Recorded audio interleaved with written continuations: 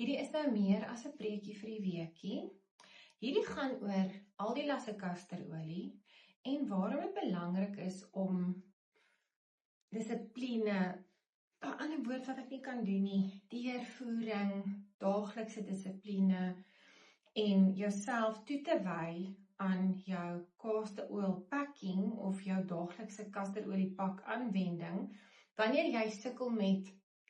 'n skildklier, 'n goiter, 'n knop, 'n cyst, 'n bone spur, pyne, 'n lamp, 'n bump, periodpyne, enige inflammasie in die liggaam,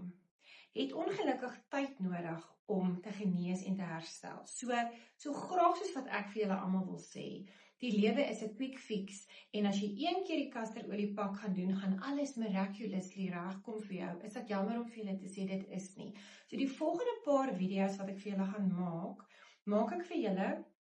om vir julle te help om te verstaan hoe om 'n kasterolie pak te maak, hoe om kasterolie reg aan te wend saam met my blou pynolie, en die belangrikheid om aandag en tyd en geduld toe te pas, wat ek nie het nie, sodat hierdie knobbels en knoppe en inflammasie en pyne en skete met tyd dan weggaan, die natuurlike manier sonder om